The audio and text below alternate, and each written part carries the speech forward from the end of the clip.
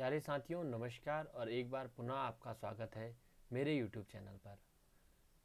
कल हमने राष्ट्रीय शक्ति के गैर मानवीय तत्वों का अध्ययन किया था और आज हम अध्ययन करने वाले हैं राष्ट्रीय शक्ति के मानवीय तत्वों को।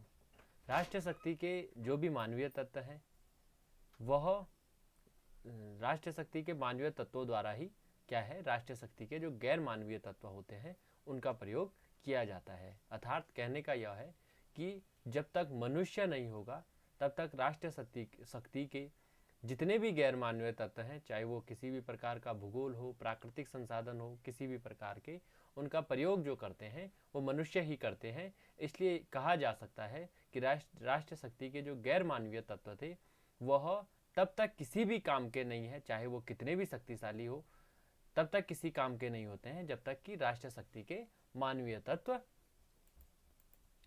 किसी राष्ट्र में न हो। तो एक राष्ट्र के जीवन में उसके निवासी सबसे महत्वपूर्ण होते हैं क्योंकि वे राष्ट्र के चेतन तत्व होते हैं। राष्ट्र के निवासियों के चरित्र, मानसिक स्तर तथा श्रमशीलता, एक बार पुनः सुनिएगा, राष्ट्र के निवासियों के चरित्र, मानसिक स्तर तथा श्रमशीलता पर ही क्या है, एक राष्ट्र का विकास निर्भर करता है। और यह वह तत्व है जो भौगोलिक एवं प्राकृतिक संसाधनों का प्रयोग करते हैं तथा राष्ट्र के विशिष्ट राष्ट्रीय चरित्र, मनोबल, नेतृत्व तथा प्रतिभा का मानदंड स्थिर करते हैं। तो यानी कि जो मानवीय तत्व होते हैं वही राष्ट्र का राष्ट्रीय चरित्र, राष्ट्रीय मनोबल, राष्ट्रीय नेतृत्व तथा राष्ट्रीय प्रतिभा का मानदंड क्या करते हैं, स्थिर करते हैं। इसलिए जो मानवीय तत्व हैं उनको काफ़ी अधिक इम्पोर्टेंस अंतर्राष्ट्रीय राजनीति में दी जाती है। और एक विद्वान ने कहा भी है कि न तो प्राकृतिक साधन, न तकनीक और न अन्य कोई तत्व, केवल जनसाधारण ही किसी राष्ट्र की शक्ति के प्रमुख व निर्णायक तत्व होते हैं, क्योंकि इनके द्वारा ही अन्य साधनों का प्रयोग किया जाता है। तो कुछ ऐसे तत्व जो राष्ट्रीय शक्ति के मानवीय तत्व हैं उनका मैं उल्लेख कर देता हूँ, जैसे कि जनसंख्या, तकनीक में 3 प्रकार की तकनीक होती है, सैन्य तकनीक, औद्योगिक तकनीक, संचार तकनीक, इनका अभी हम अध्ययन करेंगे आगे। विचारधारा, इसके अलावा राष्ट्रीय चरित्र, राष्ट्रीय मनोबल, नेतृत्व, कूटनीति, शासन के गुण, औद्योगिक क्षमता और सैनिक तैयारी, ये क्या है, राष्ट्रीय शक्ति के कुछ मानवीय तत्व हैं। इनका आज हम बहुत बारीकी से अध्ययन करने वाले हैं और इस वीडियो को पूरा देखने के पश्चात आप राष्ट्रीय शक्ति के जो मानवीय तत्व हैं उनमें जितने भी ये तत्व बताए हैं इनका ज्ञान आपको बहुत अच्छे से होने वाला है। तो इसलिए वीडियो को अंत तक अवश्य देखिएगा। तो चलिए प्रारंभ करते हैं। जो राष्ट्रीय शक्ति का पहला तत्व है जनसंख्या, वह एक महत्वपूर्ण मानवीय तत्व है, क्योंकि जनसंख्या के द्वारा या राष्ट्र के भीतर जो निवास करते हैं नागरिक, उनके द्वारा ही समस्त प्रकार के, चाहे वो मानवीय तत्व हों उनके द्वारा ही डेवलप होंगे और चाहे वो गैर मानवीय तत्व हों वो उनके द्वारा ही प्रयोग किए जाएंगे। अगर नेतृत्व डेवलप होता है तो मानव के भीतर होगा। अगर जो अन्य गैर मानवीय तत्व है जैसे प्राकृतिक संसाधन, चाहे उसमें कच्चा माल हो, चाहे उसमें कृषि उपज हो, वो सब किसके द्वारा किया जाएगा, मानव के द्वारा ही किया जाएगा। इसलिए कह सकते हैं जनसंख्या एक राष्ट्र की बहुत मायने रखती है। जनसंख्या के संदर्भ में यह कहा जा सकता है कि जनसंख्या क्या, बहुत अधिक जनसंख्या होने से कोई राष्ट्र शक्तिशाली होता है। तो प्राचीन समय तक और लगभग 19वीं शताब्दी के प्रारंभ तक यही माना जाता था कि जिस राष्ट्र की जनसंख्या अधिक होगी वह राष्ट्र ज़्यादा शक्तिशाली होगा।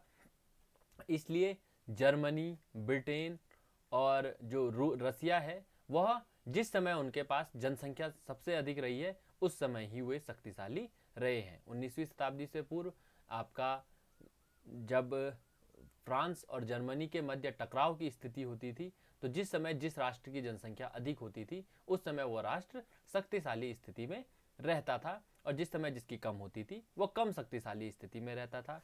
एक आंकड़े के अनुसार 19वीं सदी में जब लगभग ब्रिटेन संपूर्ण विश्व में सबसे अधिक शक्तिशाली राष्ट्र था, उसकी जो टोटल जनसंख्या है अपने उपनिवेशों के लोगों की संख्या मिलाकर 40 करोड़ के आसपास थी और उस तत्कालीन समय में वो विश्व की 1/6 जनसंख्या के बराबर थी, यानी कि एक बहुत बड़ी जनसंख्या ब्रिटेन के पास थी। तो कहने का तात्पर्य यह है कि 19वीं सदी से पूर्व एक बड़ी जनसंख्या को राष्ट्र शक्ति में वृद्धि का घोतक माना जाता था, किंतु वर्तमान समय में एक बड़ी जनसंख्या को राष्ट्रीय शक्ति का घोतक हम नहीं मान सकते हैं, क्योंकि बड़ी जनसंख्या अगर गुणात्मक संख्या नहीं है, संख्यात्मक में आपके पास अधिक संख्या है किंतु वो संख्या गुणात्मक नहीं है, यानी कि आपके देश में रहने वाले निवासी बुजुर्ग हैं, कार्य करने में अक्षम हैं, या वो आलसी किस्म के लोग हैं, तो उस जनसंख्या का कोई मायने नहीं रखता है। इजराइल जैसा छोटे से भूप्रदेश का और छोटी सी जनसंख्या वाला राष्ट्र आज शक्तिशाली राष्ट्रों में उसकी गिनती होती है, जबकि ब्राज़ील, कनाडा, ऑस्ट्रेलिया ऐसे बड़े भूक्षेत्र और बड़ी जनसंख्या वाले राज्यों की जो राष्ट्र हैं उनकी संख्या विश्व के शक्तिशाली देशों में नहीं होती है। पाकिस्तान है, बांग्लादेश है, इनके पास बहुत बड़ी जनसंख्या है, किंतु इनकी गिनती विश्व के शक्तिशाली देशों में नहीं होती है। तो बड़ी जनसंख्या सैनिक और आर्थिक दृष्टि से किसी राष्ट्र की शक्ति में वृद्धि कर सकती है। प्रथम श्रेणी के सैनिक अथवा शक्तिशाली राष्ट्रों के लिए विशाल जनसंख्या का होना आवश्यक है। विशाल जनसंख्या में से बड़ी फौजें, अधिक श्रमिक और श्रेष्ठ व्यक्तियों के चयन में क्या मिलती है? सुविधा मिलती है। किसी राष्ट्र के आर्थिक उत्पादन का परिणाम अनेक कारकों में से इस कारक पर भी निर्भर करता है कि उस देश के पास श्रमिक बल या मजदूर वर्ग कितना है, जो ठीक अर्थव्यवस्था के लिए सर्वथा आवश्यक है। तो इन सब चीज़ों को मैं बता चुका हूँ कि जनसंख्या के आधार पर भी आप अपने श्रमिकों को अधिक से अधिक श्रमिकों को उपयोग कर सकते हैं। अगर आपके पास कृषि भूमि अधिक है तो वो कृषकों के द्वारा ही की जाएगी, परंतु आपके पास जनसंख्या ही नहीं है तो कहाँ आप अपने कृषक लगाएंगे, कहाँ आप अपने मजदूर लगाएंगे और कहाँ सेना की उत्पत्ति करेंगे। तो इसलिए एक बड़ी जनसंख्या आपके पास होनी चाहिए, किंतु गुणात्मक संख्यात्मक के साथ साथ वह गुणात्मक भी होनी चाहिए। इसके अतिरिक्त जो जनसंख्या की अधिकता का तो महत्व है ही, क्योंकि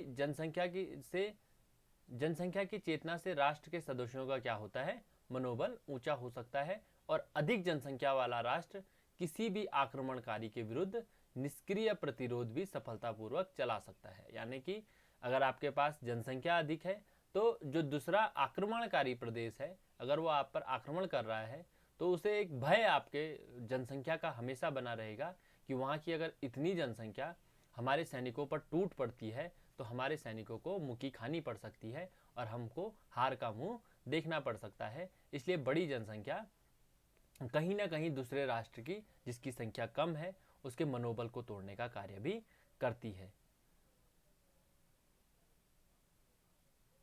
और जैसा कि मैं पहले भी बता चुका हूं कि जनसंख्या संख्या के साथ गुणात्मक भी होनी चाहिए। तो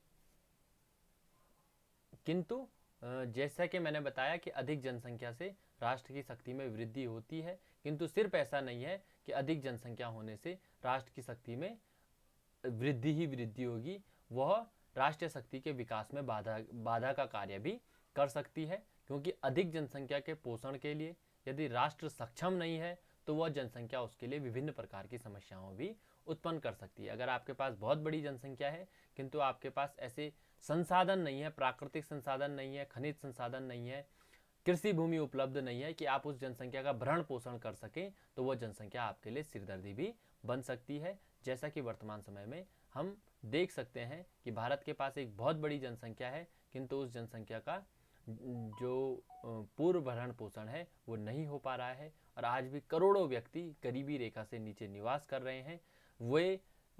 यह कुछ एक कारण हो सकता है जो कि आज तक भी भारत बहुत अधिक प्रयास करने के पश्चात भी एक शक्तिशाली राष्ट्र के रूप में उभर कर नहीं आया है, एक विकसित राष्ट्र के रूप में उभर कर नहीं आया है। तो जनसंख्या के बाद अब हम अपने दूसरे तत्व को देखने का प्रयास करेंगे, जो कि है तकनीकी। तो विज्ञान का जो व्यावहारिक ज्ञान है उसी को तकनीकी का नाम दिया जाता है। यानी कि विज्ञान की परिभाषा होती है कि विज्ञ हो जाना, किसी ज्ञान की उस सीमा तक विज्ञ हो जाना, ज्ञान के संदर्भ में विज्ञ हो जाना, उसी को विज्ञान कहते हैं। जब आप किसी वस्तु, विषय या किसी भी चीज़ के बारे में जब आप विज्ञ हो जाते हैं, जानकारी प्राप्त कर लेते हैं, तो उसी को विज्ञान कहते हैं। या फिर व्यवस्थित और क्रमबद्ध अध्ययन को भी विज्ञान कहा जाता है। तो उसके जब उसका आप व्यवहार में प्रयोग करते हैं तो उसी चीज़ को तकनीकी कहा जाता है। तकनीकी या प्रौद्योगिकी के अंतर्गत आविष्कार तथा वे सभी साधन आते हैं जिनसे राष्ट्र की भौतिक समृद्धि में सहायता मिलती है, क्योंकि तकनीक का जितना अधिक आप प्रयोग करेंगे उतना अधिक आपका विकास होगा। यह कहीं ना कहीं आज की जो वैश्विक अर्थव्यवस्था है या वैश्विक राजनीति है, इसमें सिद्ध हो चुका है कि जितना अधिक आप तकनीक का प्रयोग करेंगे उतने अधिक आपके विकसित राष्ट्र होने के और शक्तिशाली राष्ट्र होने की क्या है, संभावनाएं हैं। तकनीकी उन्नति से अभिप्राय है नई पद्धतियों का प्रयोग, यानी कि तकनीक जितनी नई तकनीक आपके पास है, मतलब उतनी नई पद्धति क्या है का आप प्रयोग कर रहे हैं, और उसका प्रयोग के भले ही कुछ नुकसान भी होते हैं किंतु तकनीक के अधिकतम क्या है, लाभ ही होते हैं। तकनीक को हम इस रूप में देख सकते हैं। अभी चलिए सैन्य तकनीक के रूप में उदाहरण में देखते हैं कि पहले पैदल सेना का प्रयोग किया जाता था, उसके पश्चात जो रथ है या अश्व सेना का प्रयोग किया जाने लगा, धीरे धीरे हाथियों को सेना के रूप में प्रयोग किया जाने लगा। इसके पश्चात सेना के में बंदूकों का प्रयोग किया जाने लगा, फिर तोपों का प्रयोग किया जाने लगा।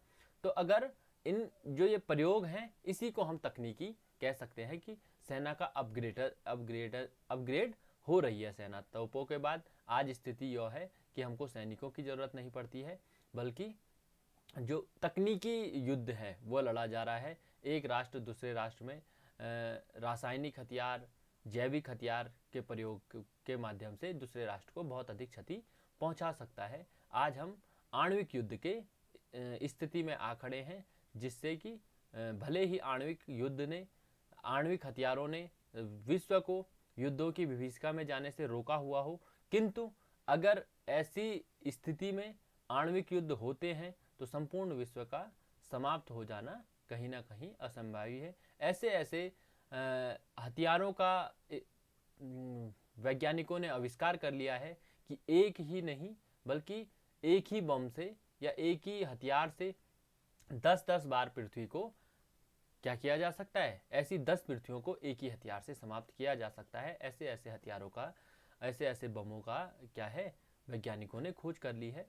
तो तकनीकी कहीं ना कहीं विनाशक भी है, किंतु तकनीकी के प्रयोग से क्या है, एक राष्ट्र शक्तिशाली बनता है। जितनी अधिक जिसके पास तकनीक होगी वो राष्ट्र उतना अधिक शक्तिशाली होता रहेगा। क्योंकि आप देख सकते हैं कि कभी आपने अपने जीवन के छोटे काल में देखा होगा कि मेड इन जर्मनी की सभी वस्तुएं भारत में देखने को मिलती थी।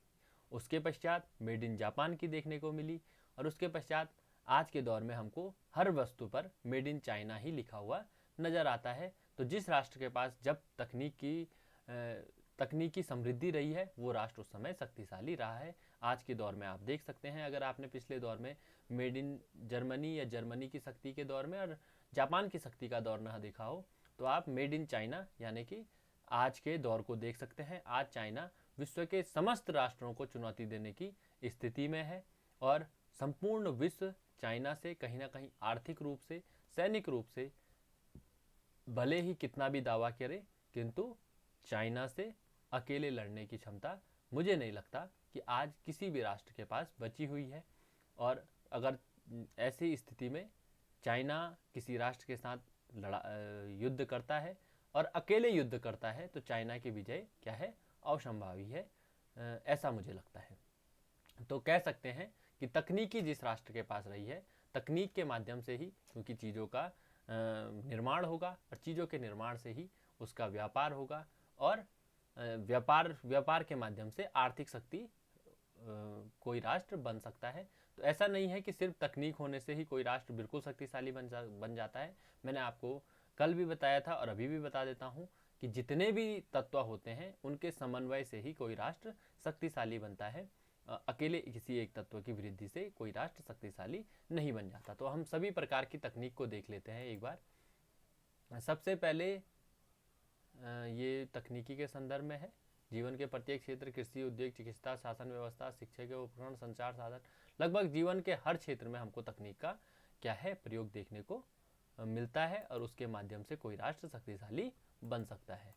सबसे पहले देखते हैं हम सैनिक तकनीक। जैसा कि मैंने बताया सैनिकों का अपग्रेडेशन, तो इसमें इन्हीं चीज़ों को बताया गया है कि घुड़सवार से उसके पश्चात हम अलग अलग तथ्यों में आए और आज हम इसको मैं पहले ही बता चुका हूँ।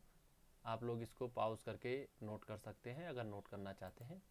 उसके पश्चात औद्योगिक तकनीक, यानी कि उद्योगों में तकनीकी के प्रयोग को औद्योगिक तकनीक कह सकते हैं।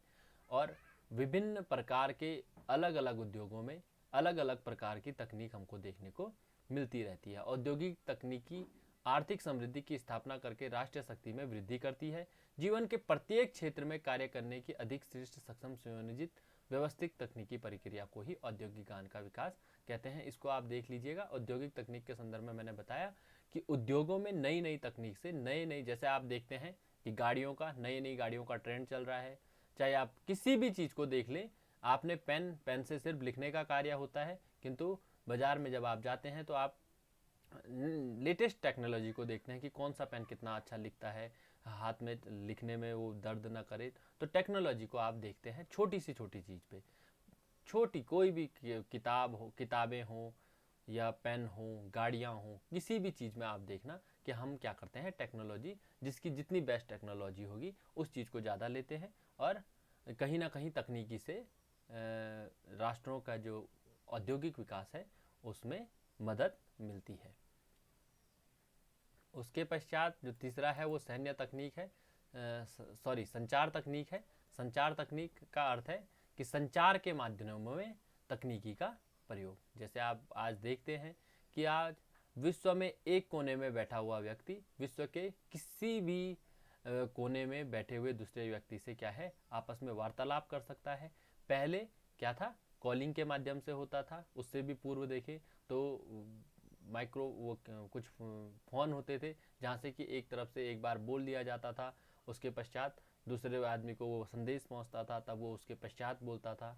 तो इस प्रकार की तकनीकी का क्या है, अपग्रेडेशन होता रहा है। और जिस राष्ट्र ने अधिक तकनीक को इस्तेमाल किया है वह क्या है, कहीं ना कहीं शक्तिशाली रहा है। आज सैटेलाइट के माध्यम से क्या है, जिन राष्ट्रों ने सैटेलाइट के माध्यम से अपनी शक्ति को बढ़ाया है वह कहीं ना कहीं दूसरे राष्ट्र को नियंत्रण करने की स्थिति में है। इस संदर्भ में हम अमेरिका को देख सकते हैं। अमेरिका की ऐसी बहुत सारे सैटेलाइट्स हैं जो कि कहीं प्रकार से विश्व के प्रत्येक कोने पे नज़र रखे हुए हैं। जिस गूगल का हम प्रयोग करते रहते हैं उस गूगल को आपकी यह तक जानकारी है कि आप क्या खाना पसंद करते हैं, क्या देखना पसंद करते हैं, कैसे स्थान में जाना पसंद करते हैं। आप कभी भी गौर करिएगा कि गूगल आपको वही चीज़ दिखाता है जो आपकी विभिन्न गूगल साइट्स के माध्यम से वही चीज़ें दिखाता है जो कि आप पसंद करते हैं। कहीं ना कहीं परसों एक लेख में पढ़ रहा था, उसमें यह आ रहा था कि गूगल अब आपको जो एड्स हैं वो भी इस प्रकार के दिखाएगा जो आपकी पसंद के होंगे। यानी कि इतना अध्ययन उसने आपका कर लिया है कि आप क्या खाना चाहते हैं, क्या पहनना पसंद करते हैं, इतने पर तक गूगल आप पे पकड़ बना चुका है। तो कहीं ना कहीं यह एक तकनीकी के माध्यम से ही हुआ है। और कहीं ना कहीं आज संपूर्ण जो विश्व है जहाँ जहाँ इन साइट्स का प्रयोग होता है उनको इन ऑनलाइन साइट्स ने कहीं ना कहीं अपने घेरे में रखा हुआ है। आप कहाँ निवास करते हैं, आप कैसे स्थानों पर रहते हैं, हर जानकारी क्या है इन साइट्स के पास है। और कहीं ना कहीं कभी भी अगर इन राज्यों के साथ हमारी क्या है शत्रुता होती है तो कहीं ना कहीं वो हमारे लिए घातक सिद्ध हो सकती है।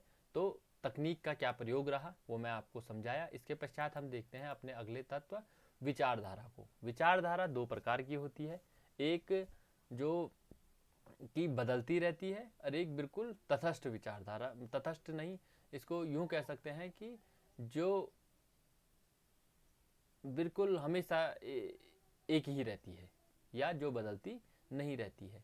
जैसे कि भारत की विचारधारा है कि कि भारत क्या है, वसुधैव कुटुंबकम की नीति पर चलता है। भारत की यह आज से नहीं बल्कि प्राचीन भारत से ही यही विचारधारा रही है कि भारत वसुधैव कुटुंबकम यानी कि संपूर्ण विश्व को एक कुटुंब मानकर चलता है। और इसी नीति को आगे बढ़ाते हुए जवाहरलाल नेहरू ने ही आज़ादी के पश्चात गुट-निरपेक्ष आंदोलन को चलाया, जो कि पुनः वसुधैव कुटुंबकम की नीति पर आधारित है, शांति की व्यवस्था पर आधारित है और विश्व शांति की कामना की बात करता है। तो ऐसी हमारी विचारधारा रही है और इस विचारधारा का भी राष्ट्रीय शक्ति के में, क्योंकि विचारधारा के माध्यम से जो विश्व के अन्य राष्ट्र होते हैं वो आपका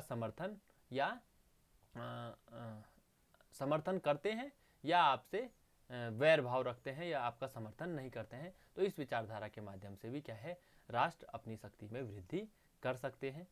विचारधारा राष्ट्रीय शक्ति का तत्व है और संपूर्ण अंतर्राष्ट्रीय राजनीति विचारधारा के आधार पर ही लोकतांत्रिक और साम्यवादी, हाँ, यह 1991 से पूर्व दो विचारधाराएं हमको देखने को मिली थी। एक थी साम्यवादी और एक थी पूंजीवादी, जिसको लोकतांत्रिक भी कहा जाता है, क्योंकि इसमें लोकतांत्रिक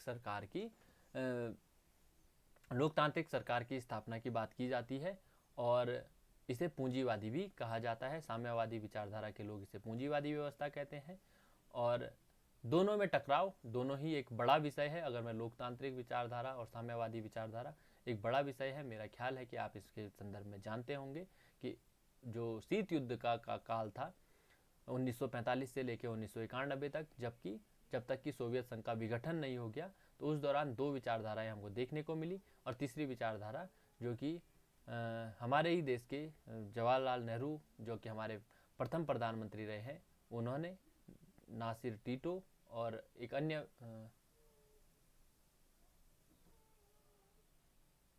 मैं नाम मिस कर रहा हूँ, 3 लोगों ने मिलकर गुट-निरपेक्ष आंदोलन को चलाया था।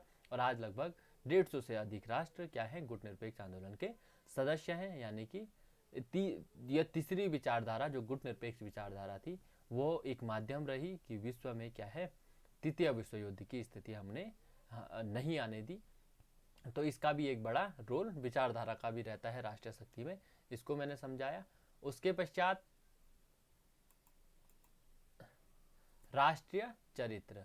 तो राष्ट्रीय चरित्र जो है शक्ति का एक अमूर्त, सूक्ष्म तथा मानवीय तत्व है। कॉलरिज महोदय के अनुसार इतिहास इसका साक्ष्य है कि प्रत्येक देश के निवासियों में कुछ सामान्य गुण, अवगुण अवश्य पाए जाते हैं, जिन्हें हम सामूहिक रूप से राष्ट्रीय चरित्र के नाम से जानते हैं। यानी कि किसी राष्ट्र के व्यक्तियों के भीतर जो गुण हैं चाहे अवगुण हैं, उनके समूह को ही हम राष्ट्रीय चरित्र कहते हैं।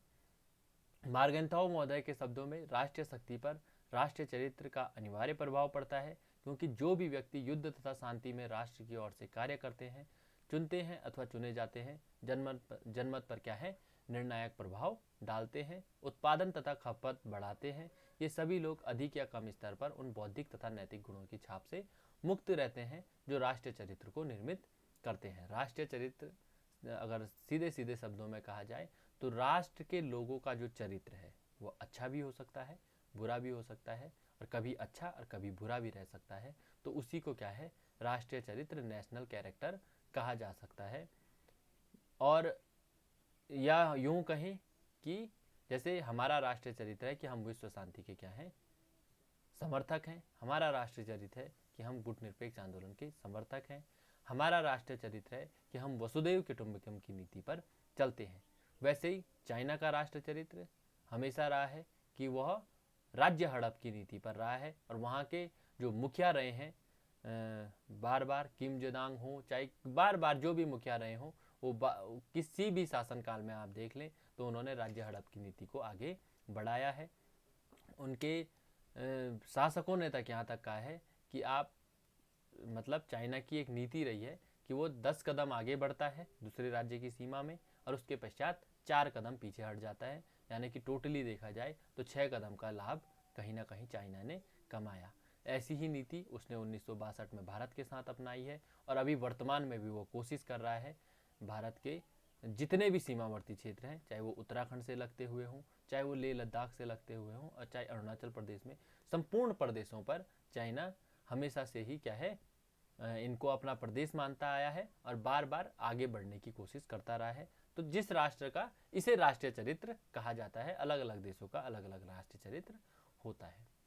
उसके पश्चात अगला जो राष्ट्र शक्ति का तत्व है वो है राष्ट्रीय मनोबल, मॉरल।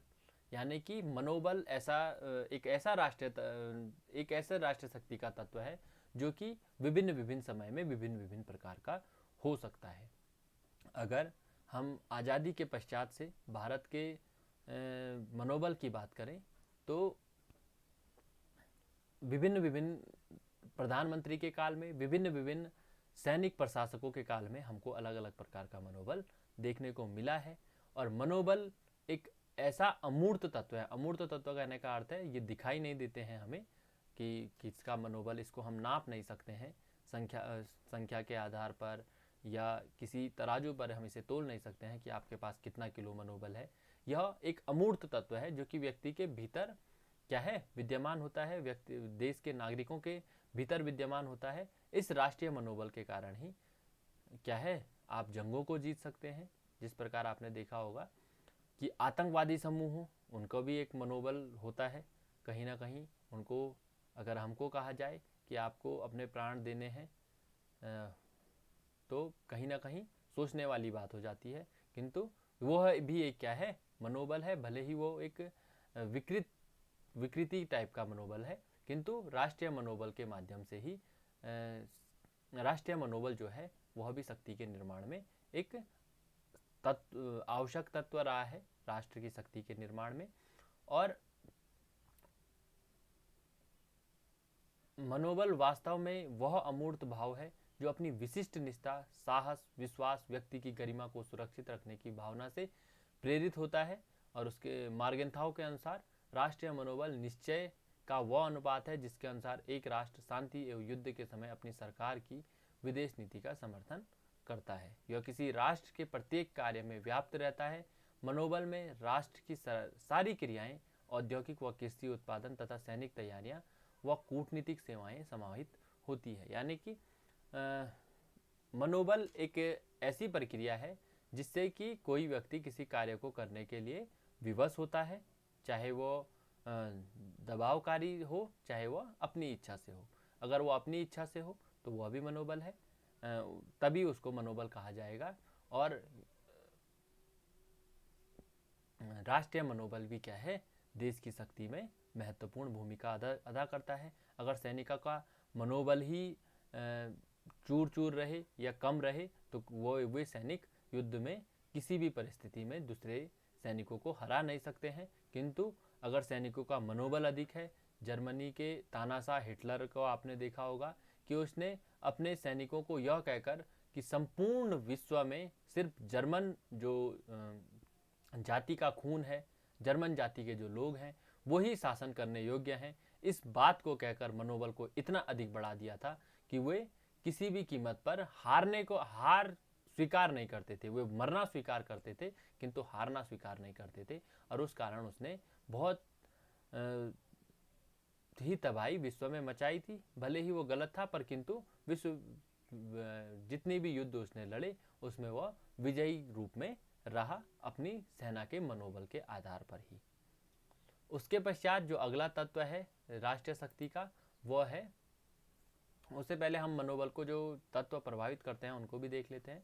राष्ट्रीय चरित्र, अगर चरित्र आपका अच्छा नहीं है तो मनोबल कहीं ना कहीं घटता रहेगा सैनिकों का। उसके अलावा संस्कृति, कैसी संस्कृति आपकी है। लोकप्रिय नेतृत्व, यानी कि जो नेतृत्व है आपका वह अगर लोकप्रिय यानी कि जनप्रिय नेतृत्व है तभी आपका मनोबल बढ़ा रह सकता है। अगर नेतृत्व जनप्रिय नहीं है तो मनोबल कहीं ना कहीं घटेगा। सुयोग्य सरकार, सरकार आपकी सुयोग्य होनी चाहिए, यानी कि सरकार लोकतांत्रिक आधार पर चुनी हुई होनी चाहिए, तभी आपका मनोबल बढ़ सकता है। तो ये कुछ तत्व हैं जिनके आधार पर क्या है, राष्ट्रीय शक्ति का चरित्र बढ़ता है। उसके पश्चात अब हम अगले तत्व को देखते हैं जो है नेतृत्व, यानी कि लीडरशिप। लीडरशिप एक ऐसा तत्व है जो पुनः क्या है, अमूर्त तत्व है। हम नहीं कह सकते कि किस व्यक्ति के भीतर लीडरशिप के गुण हैं। आप भारतीय जो वर्तमान प्रधानमंत्री हैं नरेंद्र मोदी, उनके संदर्भ में कहा जा सकता है कि बहुत ही अच्छी लीडरशिप के गुण उनके भीतर विद्यमान है और आज वो संपूर्ण भारत देश को क्या है, एक संगठित रूप में आगे ले जाने की बात करते हैं। तो लीडरशिप यही गुण है। जब हमारी लीडरशिप अच्छी रहेगी, जबकि इससे पूर्व विभिन्न कालों में, ऐसा नहीं कहूँगा कि किस सरकार में अच्छा रहा और किस सरकार में बुरा, पर हमने देखा है कि विभिन्न सरकारों के काल में जब लीडरशिप अच्छी रही है तो देश निरंतर प्रगतिशील रहा है, और जब लीडरशिप बुरी रही है या लीडरशिप संगठित नहीं रही है या लीडरशिप अच्छी नहीं रही है तो देश कहीं ना कहीं गर्त में जाता रहा है। तो लीडरशिप के माध्यम से भी किसी राष्ट्र की शक्ति के विकास में बड़ा लीडर नेतृत्व का भी एक बड़ा महत्वपूर्ण रोल होता है।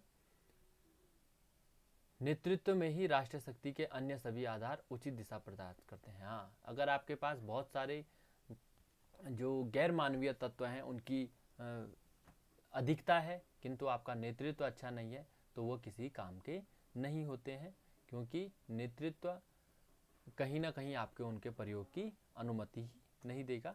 अगर अनुमति नहीं दी तो आप दूसरे राष्ट्र को हरा नहीं सकते हैं। आपने 1972 की लड़ाई के टाइम के मानेकशॉ का विवरण सुना होगा कि उन्होंने बार बार इंदिरा गांधी जी के कहने पर भी कि आप युद्ध को प्रारंभ कर दीजिए, युद्ध नहीं किया और बहुत समय तक पाकिस्तानियों को अपने पे आक्रमण करने दिया।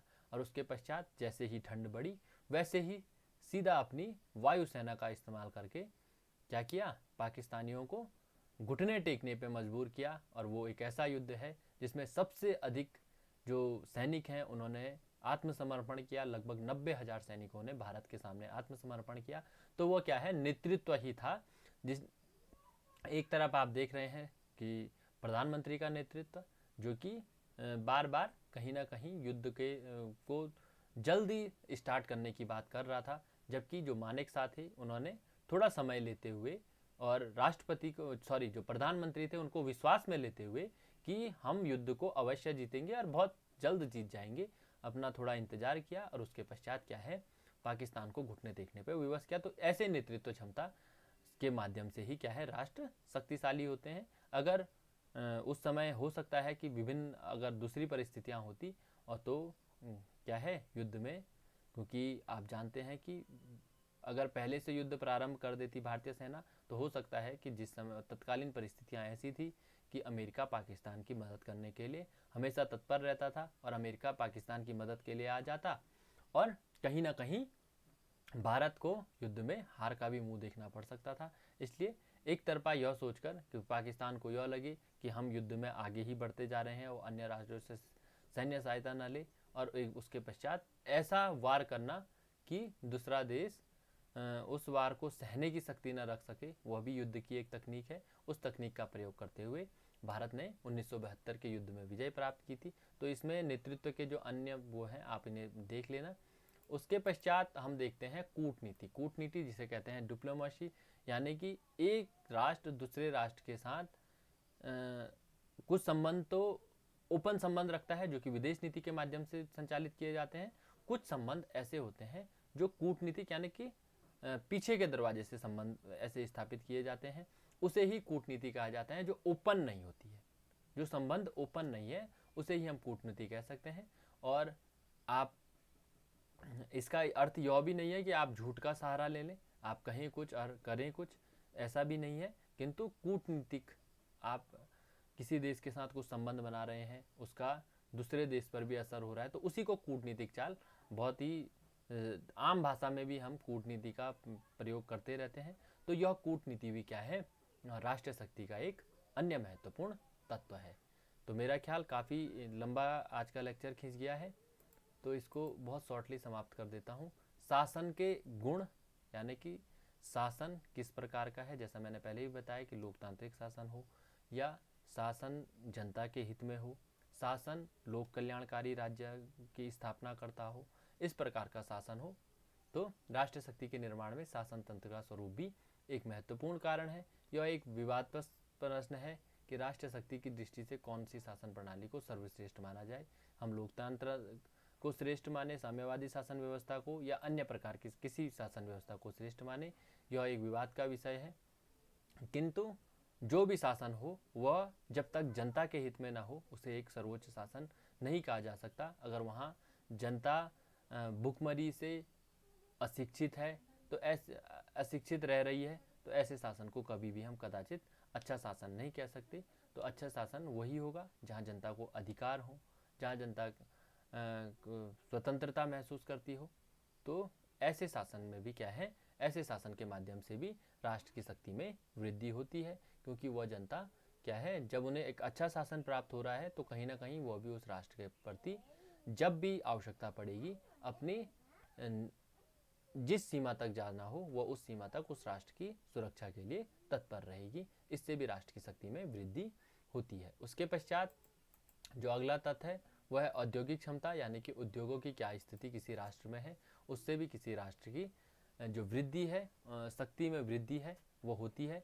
क्योंकि अगर उद्योग ही नहीं होंगे तो आप आर्थिक शक्ति नहीं बन सकते, और आर्थिक शक्ति आप नहीं है तो आप किसी भी रूप में मजबूत राष्ट्र नहीं बन सकते। इसलिए औद्योगिक क्षमता, उद्योग किसी भी रूप में हो सकते हैं, आपके विभिन्न प्रकार के लघु उद्योग हो सकते हैं, बड़े उद्योग विभिन्न प्रकार के होते हैं, पर आपके पास जिससे कि आर्थिकी आती रहे, विश्व के प्रत्येक देश की जो मुद्राएं हैं वो आपके पास आती रही, इसके लिए आपके पास उद्योग होने आवश्यक हैं। इसलिए ही भारत ने पहली पंचवर्षीय योजना, दूसरी पंचवर्षीय योजनाओं में भले ही कृषि पर बहुत अधिक जोर दिया गया हो, किंतु बाद में औद्योगिकरण पर जोर दिया गया, और आज भी भारत में औद्योगिकरण को बढ़ावा दिया जा रहा है। मेक इन इंडिया इसीलिए है ताकि हम देश में अधिक से अधिक उद्योगों को स्थापित कर सकें और एक आयातक देश के से निर्यातक देश के रूप में बन सकें और विश्व में एक महान शक्ति के रूप में उभर सकें। उसके पश्चात जो अंतिम सैनिक तत्व, राष्ट्र हित का तत्व है, मानवीय तत्व, वो है सैनिक तैयारी, यानी कि युद्ध के लिए सैन्य तैयारी किस प्रकार की गई है उसका भी एक अहम रोल युद्ध में होता है, और वह भी राष्ट्र शक्ति का एक महत्वपूर्ण तत्व है। सैनिक तैयारी पर राष्ट्र की शक्ति की निर्भरता इतनी स्पष्ट है कि उसके स्पष्टीकरण की कोई आवश्यकता नहीं है। सैनिक तैयारी का अर्थ है उस सैनिक संगठन की तैयारी जो कि विदेश नीति के पालन में सहारा प्रदान करने में सफल हो सके। सैनिक दृष्टि से किसी राष्ट्र की शक्ति सैनिकों तथा शस्त्रों की संख्या तथा उनके सैन्य संगठन, यानी कि सेना से संबंधित जो भी तैयारी है युद्ध के लिए। आपकी 3 प्रकार की सेनाएं होती हैं, वायुसेना, जल सेना, थल सेना। तो वो तीनों ही सेनाएं युद्ध करने के लिए कितनी तत्पर हैं, कितनी अपग्रेडेड हैं, कितने उनके पास साजो सामान है, और युद्ध की स्थिति में कैसा उनका रोल रहता है, वो भी बहुत मायने रखता है किसी राष्ट्र की शक्ति की, राष्ट्र शक्ति के तत्वों के रूप में। तो आज हमने राष्ट्र शक्ति के मानवीय तत्वों को देखा, और इस आधार पर इसके साथ ही हमारा जो यह यूनिट है राष्ट्रीय शक्ति के तत्व, यह भी समाप्त हुई। और कहीं ना कहीं मेरा विश्वास है कि आपके यह समझ में भी आया होगा, और अगर कोई बिंदु है जो आपके समझ में ना आया हो तो आप कमेंट के माध्यम से अवश्य पूछें, ताकि उसको आपको या तो वहीं जवाब दे दिया जाएगा या फिर अगले आने वाले वीडियोज़ में उसका हल अवश्य किया जाएगा। आप लोगों ने मुझे सुना, आप लोगों का बहुत बहुत धन्यवाद।